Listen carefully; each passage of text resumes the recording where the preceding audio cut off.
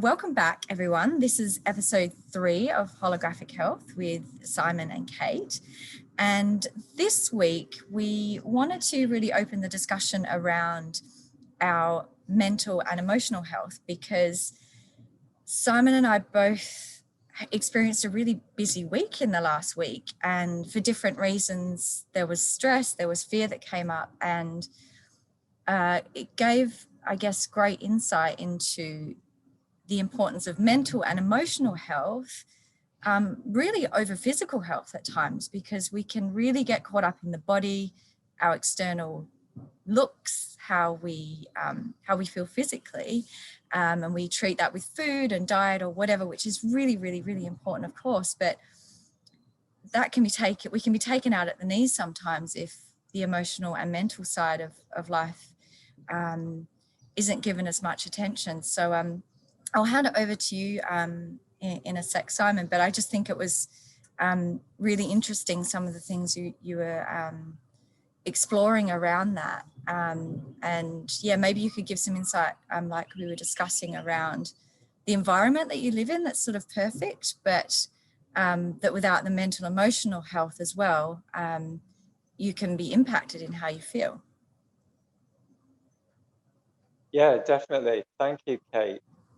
So, yeah, as you were just saying, last week I had a reminder really of how critical, for me anyway, my mental emotional health is in my general health, my general well-being.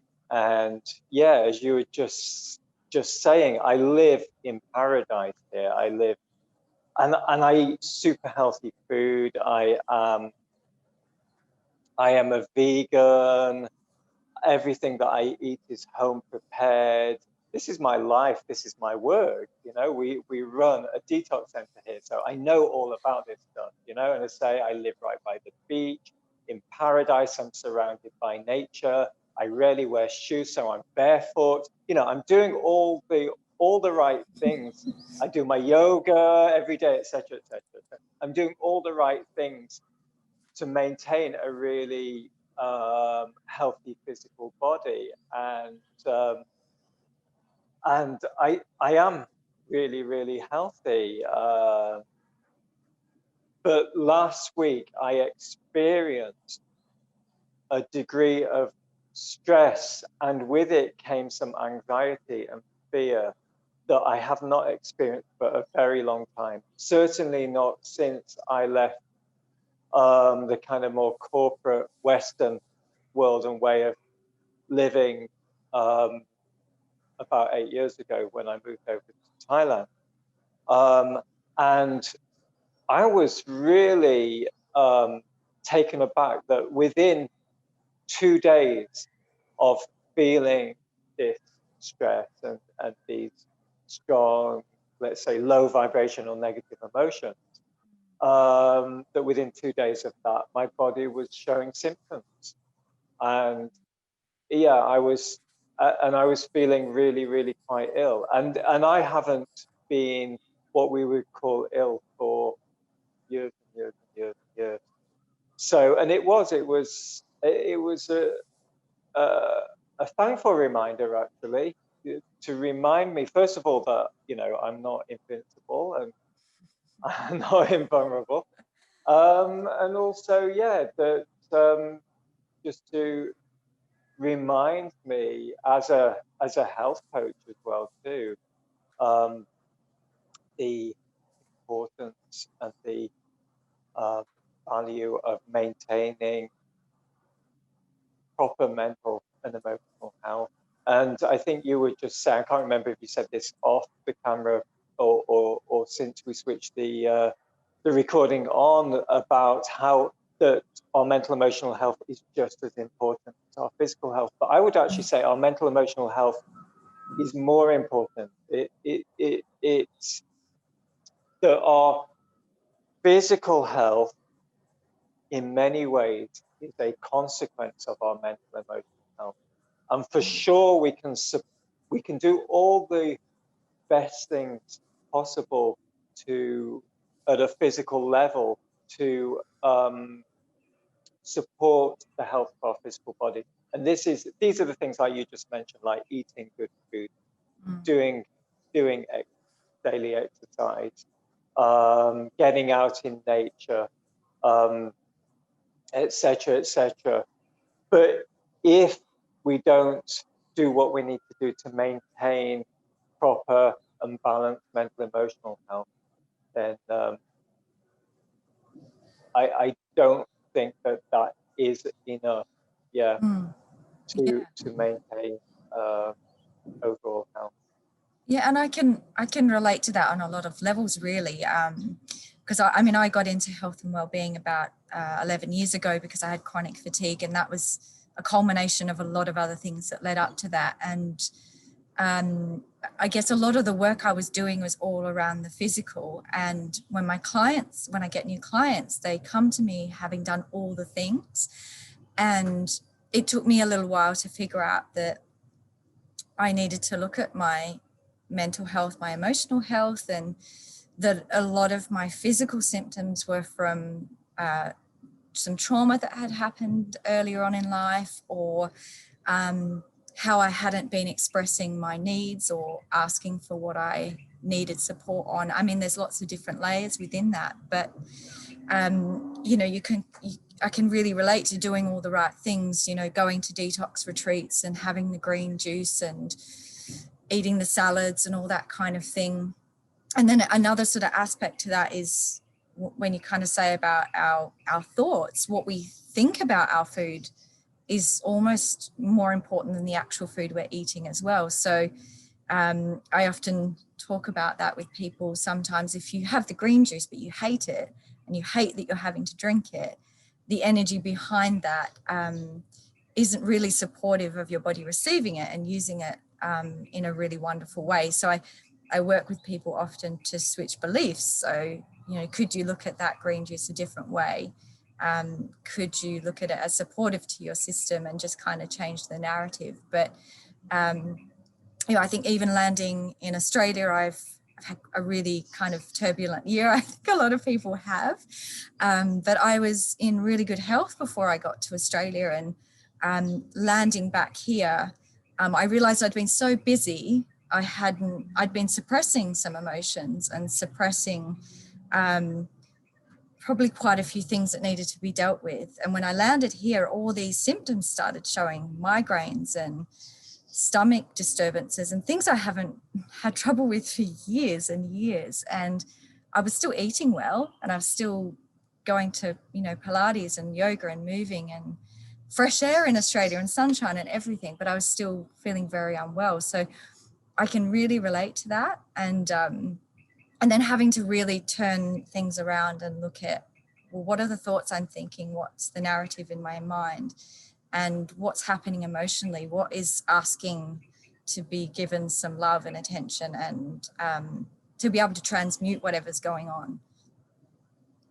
Yes, there's so many really important things that you brought up there. But exactly, when our body is giving us symptoms, like you mentioned, a migraine, or it could be a migraine, it could be any other symptoms, it could be what we call a disease, it's our body asking us to look at our mental and emotional state. Yeah, and once we get those back into balance, then those symptoms go away. Now, unfortunately, the way that we often approach symptoms and our health generally is purely at the physical, so that we see a physical condition or problem or disease, and we look at how we can heal this in the physical. Yeah, and this is the kind of allopathic approach to healing. Now, of course, if you've got a banging headache and you've got stuff to do, then take a paracetamol. There's no need to suffer, But if you're having to take paracetamols every day because you've got a headache, then there's something bigger that needs to be looked at. So, as an holistic health practitioner, I'm not against necessarily per se the allopathic approach to healing, you know, but I think it needs to be part of, yeah, this more kind of holistic approach where we are understanding the symptoms in the body as symptomatic of non-physical causes, yes, which is, as we say, at a mental, emotional level. Yeah, and you just made me think something on what you've just said, actually, with allopathic medicine and even with food. And you're so right. You know, if you've got a migraine or you know, you feel terrible and you've got kids or you just got stuff to do, I think taking the medication, even for depression, you might need to take something for that. And great food, having the food to support you, these are kind of things you can put in place so that you can actually deal with what's going on. So you can calm the pain of the headache with the paracetamol and then have the space to be able to look at, okay, what's actually going on? Because if we stay in that pain or that place of suffering, it's quite hard to do anything about it from that level. For sure. And this is, yeah, and this is where we can get into a kind of like downward spiral, isn't it? And we always want to be in an upward spiral. And I'd like to talk a little bit more about how we can do that in a moment. But something else that you said was about, you gave the example with the green juice and hating the green juice, and this is really, really vital to understand, that all our emotions have a vibrational frequency. Yeah. So in our last talk, we were talking about the energy of food, the vibrational frequency of food. All our emotions have a vibrational frequency.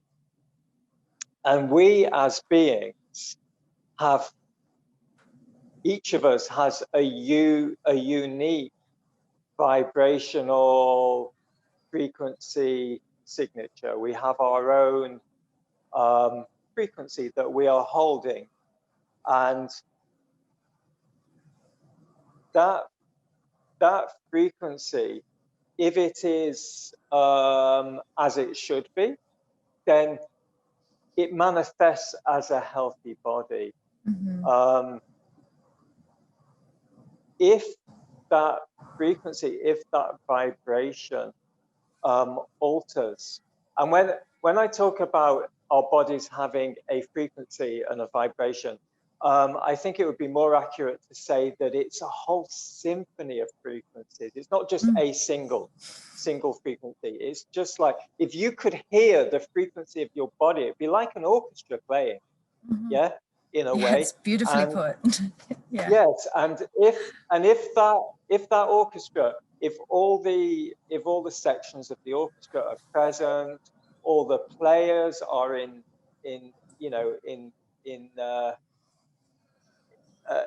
peak performance, all their instruments are finely tuned, that's going to sound amazing. It's going to be in harmony. It's going to be healthy. It's going to be beautiful music.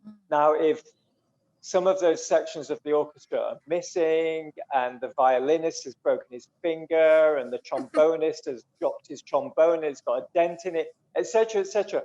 Bit by bit, the music that's created by that orchestra is going to start to sound more and more discordant, till eventually it sounds nothing like the beautiful symphony or whatever it's meant to be. And in many ways, I think that's a really good kind of a metaphor for us as beings vibrationally. So we are singing, we are creating these amazing, beautiful, harmonious symphonies of frequency.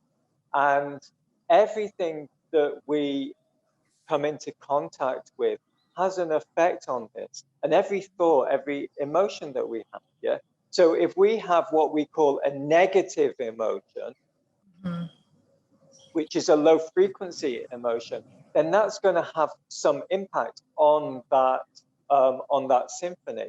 And if we've got other, let's say, external factors in our life that are of a lower vibration, for example, our food, we often come back to food because, it is so important, or the environment that we're in, or the people that we surround ourselves with, etc., etc. All those things are going to affect that symphony, and then the frequencies and the vibrations.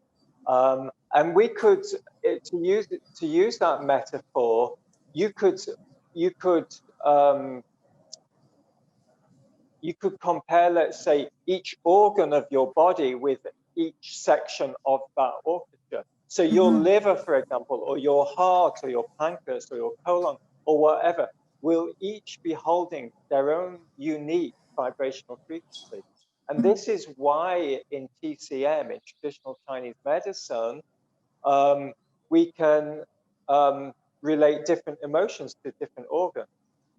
Yeah, because let's say the emotion of anger, that frequency, which is that emotional frequency of anger, has a direct effect on the liver, because it resonates with the frequency of the liver. And anyone who's ever done a detox and done a liver cleanse, you'll know what I'm talking about. You get so angry. Have you done a liver cleanse?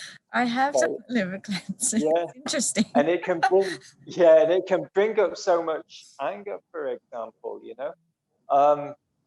So yeah, and I just had while you were talking about that too, just if the all the organs being the different sections of the orchestra, and really they're not our thoughts are sort of like the conductor, if you will, that control a lot of what goes on in that state. And you just reminded me of the cycle of sort of thinking and feeling. And if you think, I don't know, you might be driving to work and get cut off by the driver in front of you, and you start thinking angry thoughts, and that actually produces chemicals that run through your body. And as you start to feel the chemicals, you feel angry, so you think more angry thoughts, and it's just this perpetual cycle that starts to go on. And maybe that happens one off and it's just an angry moment, but some people can actually keep that cycle going, and then they become in an angry mood, and then they become angry people. But then the flip side also works, which is maybe when we get to some kind of practical tools to help our thoughts and our mental and emotional health, there's always the flip side of those kinds of things, where we can actually really support ourselves and our thoughts and our bodies, and how that whole orchestra just beautifully sings together, allowing us to just feel like we should really, which is vibrant and clear and energized. Exactly. And I think something that's really important to bring up here is the difference between emotions and feelings. Yeah. And see, emotions of themselves are neither good nor bad. They are purely energies that are moving through us. Mm-hmm. And as you were giving an example earlier, how you realized that you'd been suppressing some emotions during your transition, moving over to Australia, etc. That it's the suppression of emotions that causes the harm, not the emotions themselves. The emotions are literally just energy moving through us. This is the word emotion is energy in motion. In motion, yeah.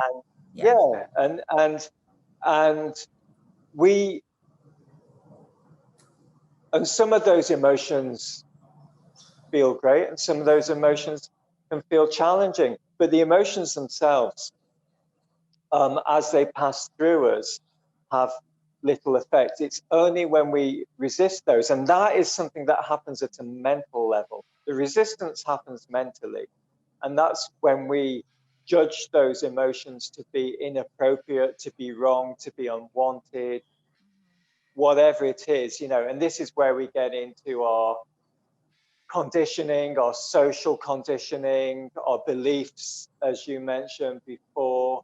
Or it can be that certain situations are just traumatic, and our only way of dealing with them in that moment is to suppress, because if we didn't, we'd just be so overwhelmed, you know. But at some point, these emotions, this energy needs to be released. If it's not released, it's trapped and it's embodied. And because the emotions that challenge us, the ones that we have mental resistance to, they're not the high frequency emotions, they're the low frequency emotions. The high frequency emotions are of love, you know, and of joy, etc. We don't have any resistance. Well, some people do, actually. That's interesting. Some people do, but let's say for the most part, we have little resistance to those. We tend to have resistance to those lower frequency emotions, which are fear-based, shame-based, anger-based, etc. And because we have resistance to those and suppress them, we're literally locking into our body those low frequency energies. And if those are not released and not allowed to pass through, then they will manifest into what we call disease, regardless of what food you're eating, or you know, or how many hours on the yoga mat you're spending, you know. So yeah, and as you were talking then as well, I think what you made a good point, and I mean, I've done quite a lot of the Joe Dispenza work, and a lot of that is around emotions. And I always remember him saying, it's not that you feel the emotion, we should feel it, like you were just saying. It's about feeling the emotion and letting it go, pass through. And it's a lot of times we keep an emotion going with our thoughts. So the angry thought, we can think it, feel it, and let it go, but we often habitualize, we keep that running. So we keep remembering the incident or the thing or the thought, and then that turns into a mood, an attitude, a personality. So it's sort of being aware of that, I guess, going, okay, I'm allowed to feel angry at this moment, or frustrated or pissed off, or whatever it is, but just kind of feel it and let it out. And something I like practical that helps me anyway, and you see kind of animals doing it, it's just kind of shaking, or like, you know, jumping up and down and just kind of moving that energy through. It can be, you know, it takes 2 seconds to do that. Absolutely. You know, if anyone's got a dog, you'll see that every time. You know, another dog comes into their territory, they get up, they snarl, they might even have a fight or whatever. And once the other dog's gone, your dog will just have a shake and he'll go back to his meditation. And this is actually what we are meant to do, you know? And you know, the way that we live in the modern world, or those of us that live in the, you know, the most part in the modern world, is we've kind of, what's the right word? We've taken out of our daily lives those practices that help us to release in a healthy way and transmute, alchemize negative emotions, you know. And this is what we really, this is the masterful way of living. Yeah. And think of a master, for me, I think of a master, I think of someone, say, like the Dalai Lama, for example. Okay.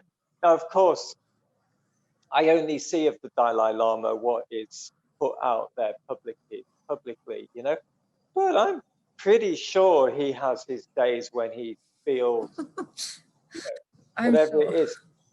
I'm sure. But what he does, and this is what I aspire to do, and this is what I really encourage everyone to do, is to really transmute, to alchemize those emotions, to take the energy of that emotion, whether it's fear, whether it's anger, whatever that emotion is. It's useful energy. It's not energy just to be wasted. Yeah, it's energy to be transformed and released in a more positive way. So getting back to, so you're talking about shaking and stuff, which is a great way just to release that energy. But you know, practices, creative practices like real dancing. I'm not talking about going to a club and looking cool. I'm talking about real dancing when you just like really allow your body to move freely. And I don't know, have you ever, do you practice or have ever practiced something like 5 rhythms dancing or biodancer, ecstatic dancing, these kind of, have you ever done that? I haven't practiced those, Simon, but I'm aware of them. But it's interesting because I used to, I mean, I have a huge interest in music. Many of my friends are producers and DJs, and they MC and that Yeah. thing.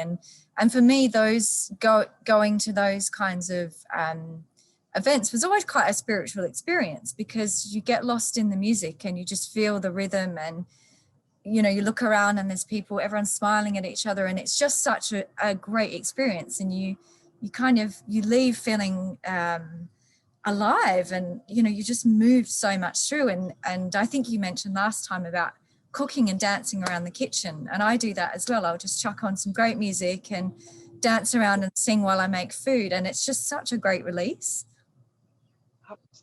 Absolutely. So yeah, dancing, sports.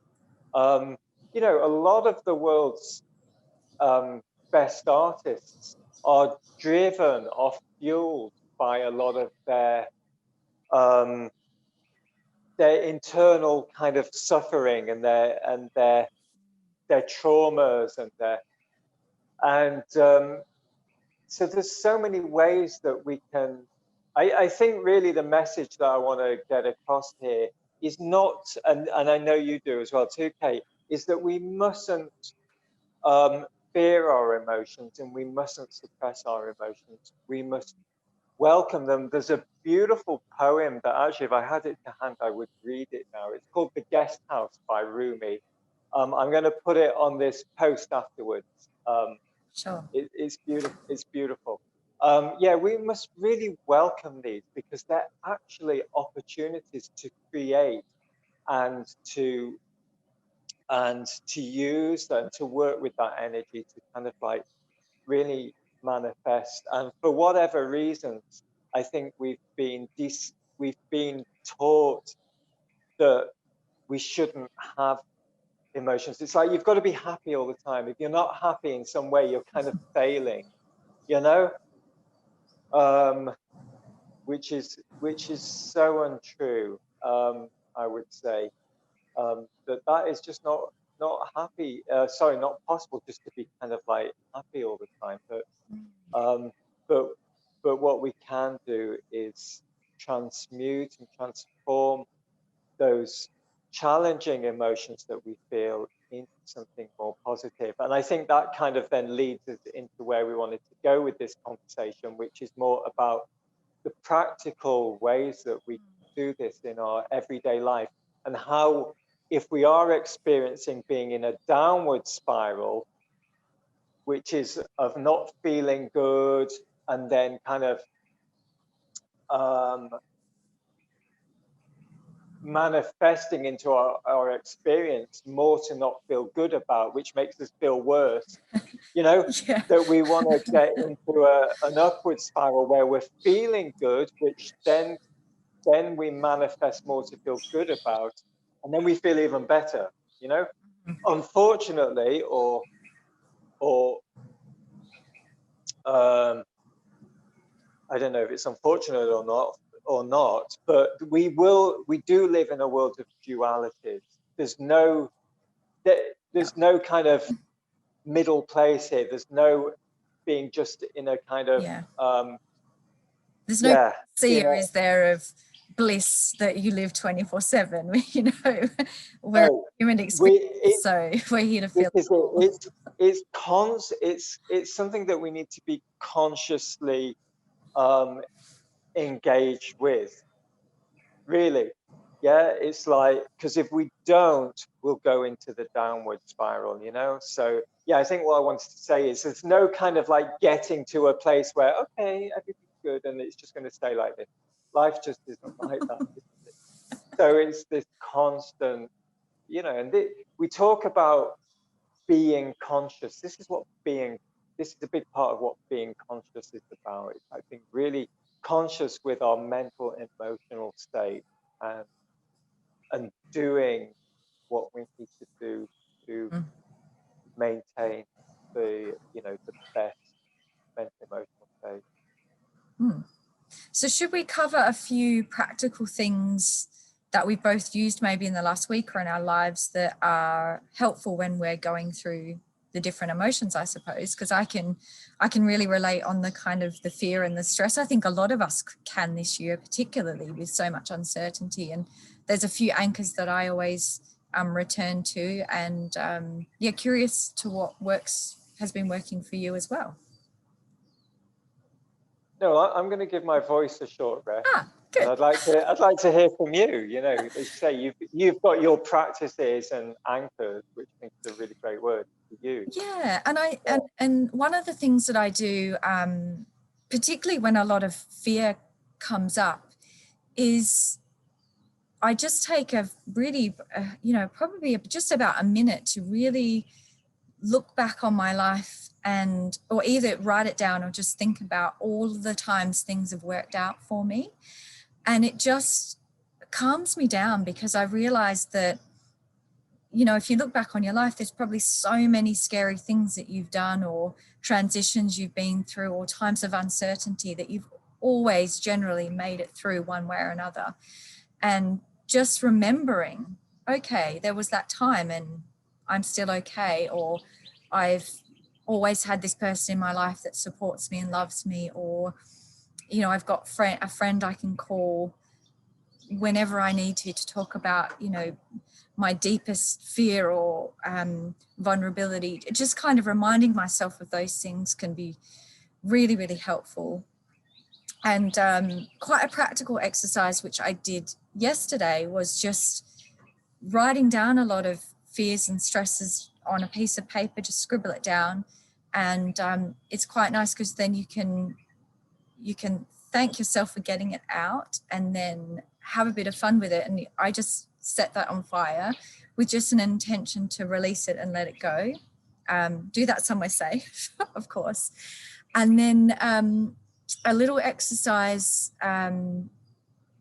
which is quite fun, is to just write a page or a little story about like how wonderful your life is. And you can make it all up, you know, be really imaginative with it, and get really creative, you know. It's this year, it's this date, and all these wonderful things are happening, like everything that you can imagine that fills you with joy, and just write it down as if it's your life story.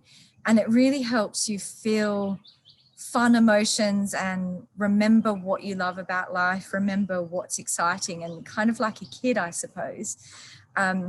So I don't know how many people use these kinds of things, but they're just helpful anchors and ways to look at things differently. And movement for me is a massive one. Yesterday, I just put on some music that I love and just found an online workout that I really enjoy, and literally just turned it up really loud and had myself a workout. And I felt so much better afterwards. And I didn't want to do it to start with, but as I got through and I finished, you know, obviously the feel-good hormones are going around the system, and your blood's circulating, and you've moved some of that stuck energy and emotion through your system. So that's sort of just some things I've done in the last week.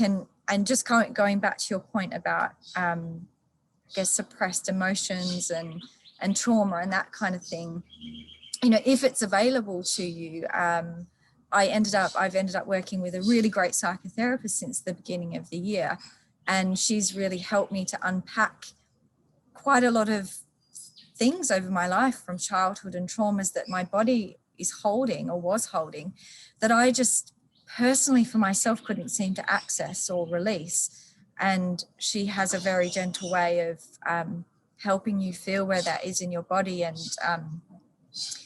you relax your body around the tension or the tightness. And then, you know, sometimes I can just burst into tears once I relax that piece, and it's just letting it out, and then it's done.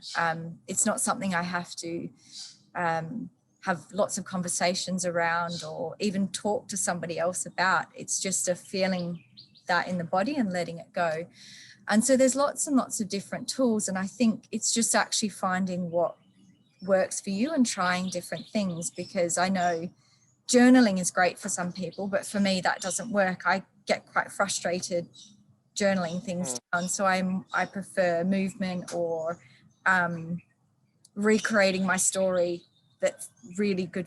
It's really fun. I find that works for me. So it's just trying it on, like movement as well, really. You know, not really so much listening to what the experts say you should go do a HIIT workout. Well, if you don't enjoy that, find something that you love doing, and those are sort of, you know, anchors that can bring you back. Moving for 20 minutes, just putting your feet on the earth and being thankful. You know, what are 3 things you can be grateful for? And that releases really nice chemicals into the body. Good thoughts release really nice chemicals into the body too. And over time as a practice, these things sort of add up. I feel like they're similar to good food, in that we can build up resilience and build up our happy tank, I suppose, or our nutrient tank or nourishment tank, whatever you want to call it. Over time, doing these things day by day builds up that resilience, builds up those reserves, and it gives you something to turn to when you maybe not feeling so great. And you mentioned tribe as well, people that you surround yourself with, and I'm so very blessed that I have got really wonderful people in my life, and that did take a process too, of letting go of people that weren't so supportive of me, or living supportive, healthy lifestyles to welcome new people in. But it's just, you know, there's a few of us, we connect, we're all around the world, and we just jump on a Skype for half an hour once a week, and we check in and we share, and we know that we're there for each other if we need them. And I think there's something quite powerful in having your tribe, having your community that is there for you, that supports you, and that you can be vulnerable with and share your emotions with. So, I mean, loads of different things, but for me, those ones really help. I think you've covered so many really, really important topics there, and named some really, really valuable tools. I mean, I could maybe add a few more of my own that are kind of like personal, but as you said, I think it's for each person, just find what works for them. And yeah, so I think what I wanted to add to that then is then, because you're talking really about how to manage a specific situation, for example. So you're talking about two kind of things that need to happen. One is a releasing, which is a releasing of emotions, and another is of refueling in a way. And I love this idea of, you know, of envisioning a much more positive, joyful kind of life for yourself, and these kind of things, you know. But I think what I'd like to add really is something more about taking a more longer term look at your life. I think this is really critical. And you talked about, I forget the exact words you used, but kind of like having something in the tank on reserve. I think you used something words like that. And I think, yeah, the way that I look at health is that our health is a consequence of our energy account. Yeah, and I might have mentioned this before to you, but I don't think I've done it in one of these recordings. So if you think of your health a little bit like a bank account, and So with our bank account, we are either depositing into our bank account or we're withdrawing from our bank account. And as long as we're depositing more than we withdraw, our bank account stays healthy and we are, we're in the black, we're in credit. And for those times when we need a little bit of extra cash, maybe, the roof falls in on the house, or, or we're laid off from work or whatever it is, it's okay because there's a kind of cushion there. There's some reserves there, which is what you're talking about. But if we're withdrawing more than we deposit, one day we go to the ATM machine to take out some cash, and it just says no, and that is the day that we're sick.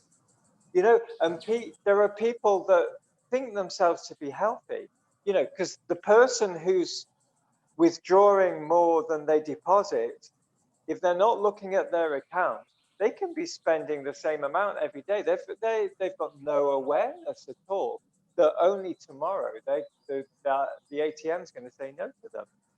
And so they're, as far as they're concerned, they're healthy, and so people often do not realize that they're already sowing the seeds of their future poor health. They think, "Oh, I'm fine.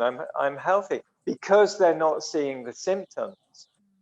So we need to look at, and this goes back to frequency and vibration as well too, as talking about before. We need to look in at our lives. Where are we withdrawing from our energy account? And where are we depositing into our energy account? And make sure that we're depositing more than we're withdrawing. And so most situations in our life, and most of the things we do in our life, are an opportunity to either withdraw or deposit. And let's go back to food again, because food's a perfect one. Yeah, the food that we eat can either be a withdrawal, so that will be food that is basically not giving us the nutrition that we need, that is acidic in nature. It's the kind of food, when you've eaten this food, because after eating it, you feel tired. That's your body. Yeah. If you eat food that is depositing into your energy account, after you've eaten that food, you feel energized. So it's kind of really not rocket science. So we can look at every single aspect of our life from that perspective of is it withdrawing or is it depositing? And to name a few kind of aspects of life, for example, our relationships. Do we have relationships that are nurturing? That when we have connection with that person, whether it's in person or even just when we think about that person, how does that make us feel when we see that person? How does it make you feel when your phone rings and you see that person's name come up?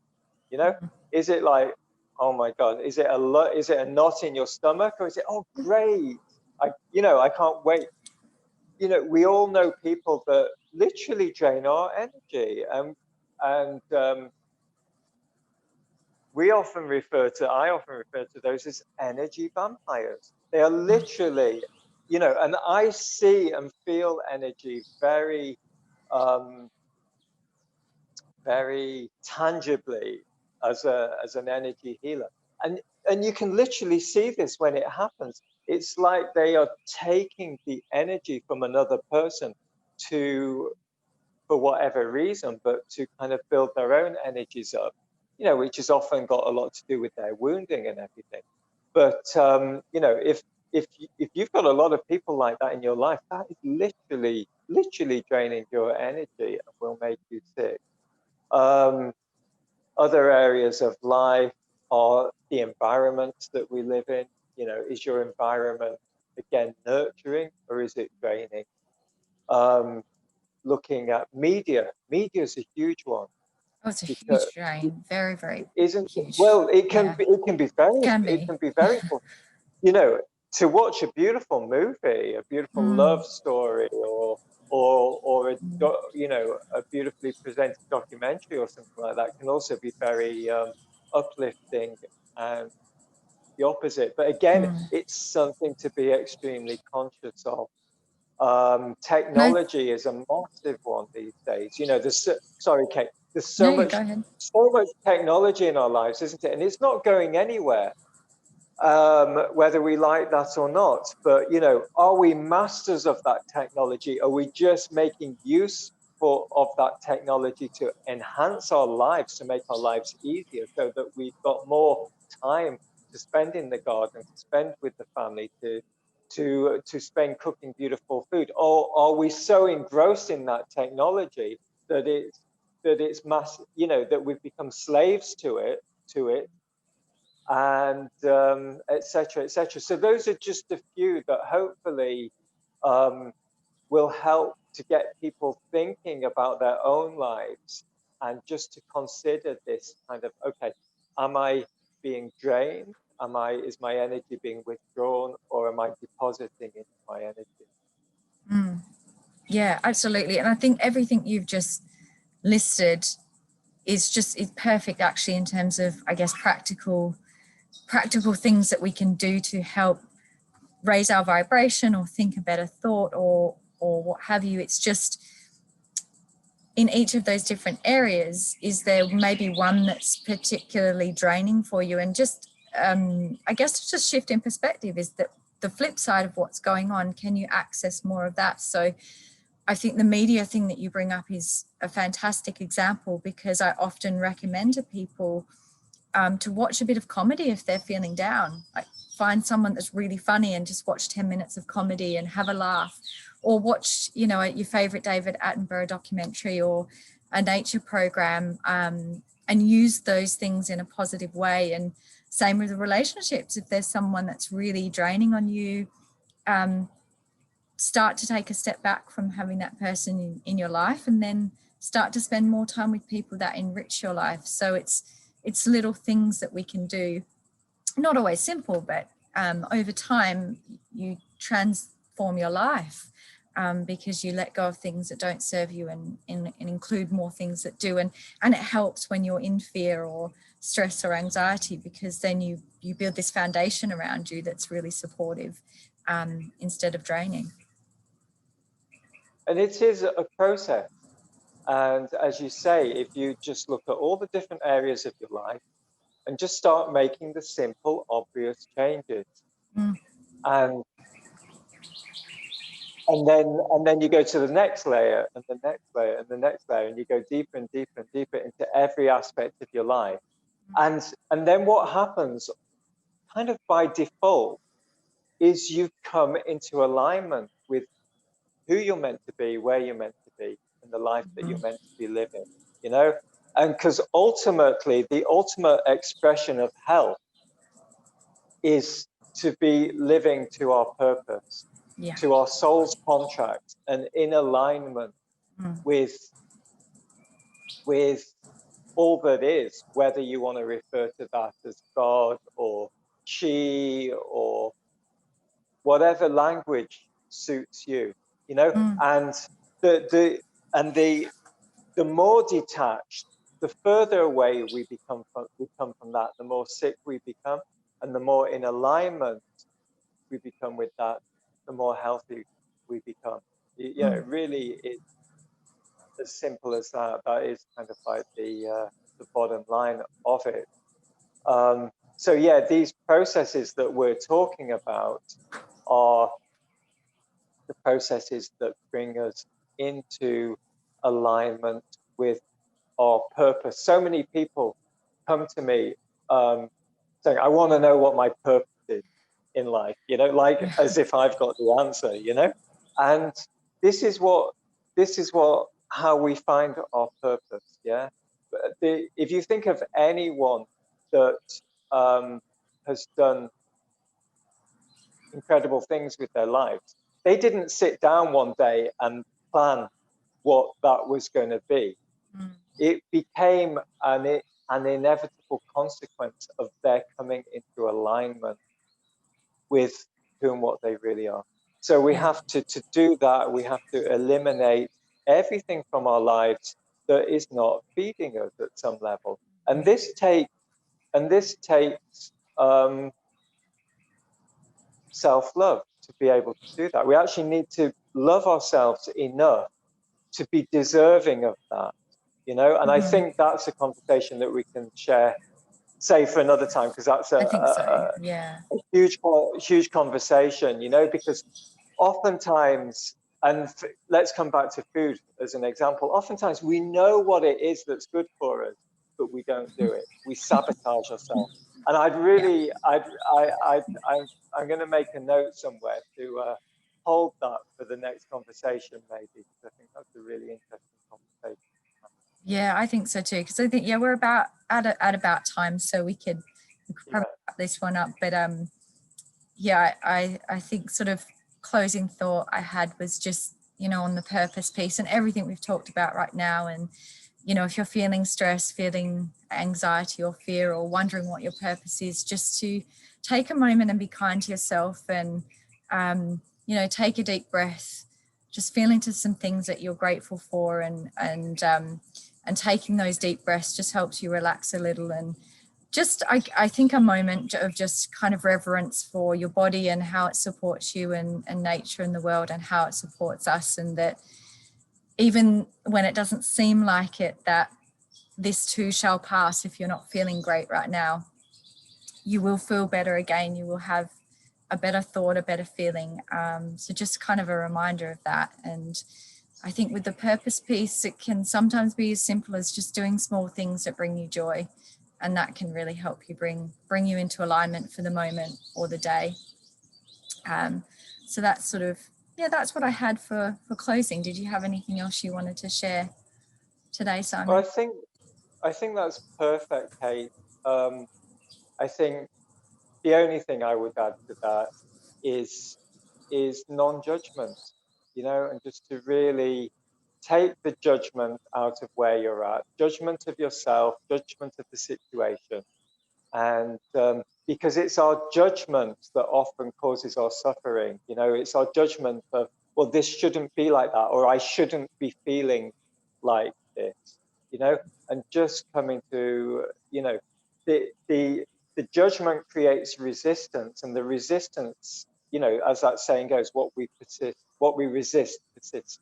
So when we let go of the judgment and we come into a state of acceptance, then the very thing that was causing us suffering that we stopped judging actually just kind of tends to dissipate and often even disappear. How many times in your life, and this goes back to what you were saying about kind of reflecting on the past here, how many times in your life have you worried about something and it never happened, But what if? There was nothing to, there was never anything to worry about, so yeah, I think between us we've kind of, I'm very content with how we've covered this and what we've shared. I hope it's been really useful to people. Yeah, I hope so too. And I think we can what if the worst things happen, but I think if we what if the best could happen, that's a nice way to think about things. What if everything worked out just like you wanted it to? And so we'll close there. And our contact details, if you want to reach out to either of us, we'd be happy to chat and answer any questions, I'm sure. And stay tuned, and we will be with you again for episode number 4.